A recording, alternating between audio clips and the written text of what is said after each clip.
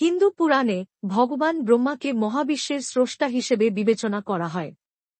তিনিই হলেন সেই ব্যক্তি যিনি মহাবিশ্বে জীবন ও শৃঙ্খলা আনেন।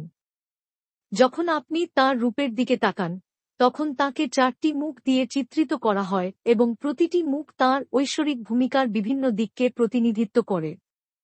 অন্যান্য দেবদেবীর মধ্যে ব্রহ্মা সুপরিচিত।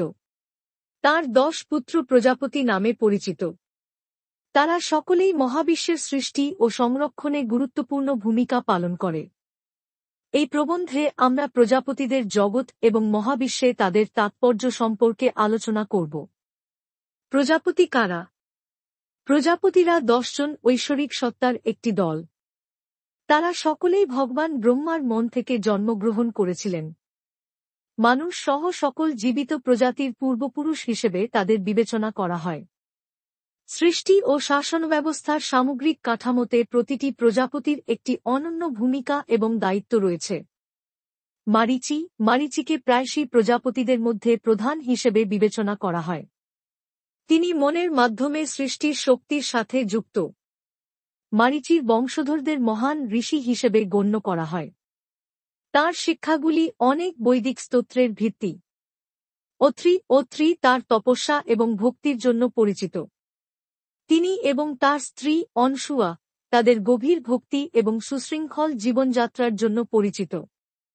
অত্রি পবিত্র বৈদিক পানীয় সোম সৃষ্টির সাথে জড়িত। অঙ্গিরাস অগ্নির সাথে সম্পর্কিত। তিনি ঋগ্বেদের স্তোত্রে তাঁর অবদানের জন্য পরিচিত। তাকে প্রাথমিক হিন্দু ধর্মগ্রন্থের একজন গুরুত্বপূর্ণ ব্যক্তিত্ব হিসেবে বিবেচনা করা হয়। পুলাহা নামের অর্থ যে পান করে। তিনি প্রজনন শক্তির সাথে যুক্ত। তাকে প্রায়শই আচার অনুষ্ঠান এবং তপস্যায় নিযুক্ত একজন ঋষি হিসেবে দেখানো হয়। ক্রতু নামের অর্থ ত্যাগ বা আচার। তিনি সৃষ্টির আচার অনুষ্ঠানের প্রতিনিধিত্ব করেন। তিনি অথর্ববেদের একজন গুরুত্বপূর্ণ ব্যক্তিত্ব। এখন আমরা পরবর্তী 5টি প্রজাপতি এবং হিন্দু ধর্মে তাদের তাৎপর্য দেখব। পুলস্ত্য তাঁর জ্ঞান এবং শিক্ষার জন্য পরিচিত। তাঁকে রাক্ষসদের পিতা হিসেবে গণ্য করা হয়। তিনি মহান মহাকাব্য রামায়ণের সাথেও যুক্ত। বশিষ্ঠ হিন্দু পুরাণে বশিষ্ঠ একজন অত্যন্ত সম্মানিত ঋষি। তিনি তাঁর প্রজ্ঞা এবং শাস্ত্রের জ্ঞানের জন্য পরিচিত। তাঁর শিক্ষা ঋগ্বেদে পাওয়া যায় এবং হিন্দু দর্শনের উপর গভীর প্রভাব ফেলে। দক্ষকে প্রায়শই কর্তৃত্ব ও শৃঙ্খলার প্রতীক হিসেবে বিবেচনা করা হয়। তিনি মানুষ সহ মহাবিশ্বের বিভিন্ন জীব সৃষ্টির সাথে যুক্ত। ভৃগু তার গভীর অন্তর্দৃষ্টির জন্য পরিচিত। তিনি ভৃগু সংহিতা তৈরির জন্য পরিচিত, যা একজন ব্যক্তির জন্ম তালিকা ব্যবহার করে ভবিষ্যতের ভবিষ্যদ্বাণী করে। নারদ একজন স্বর্গীয় ঋষি এবং ঐশ্বরিক সঙ্গীতজ্ঞ। তিনি তার ভ্রমণ এবং সুরেলা গানের মাধ্যমে জ্ঞান এবং ভক্তি ছড়িয়ে দেওয়ার জন্য পরিচিত।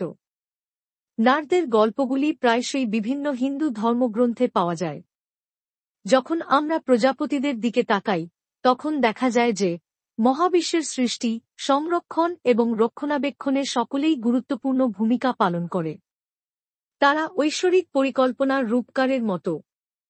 প্রজাপতিরা নিশ্চিত করেন যে কর্তব্য এবং ধার্মিকতা পৃথিবীতে ভারসাম্য বজায় রাখে। প্রত্যেক প্রজাপতির কিছু স্বতন্ত্র কর্তব্য রয়েছে, তবে তারা সকলেই মহাবিশ্বে শৃঙ্খলা আনার জন্য একসাথে কাজ করেন।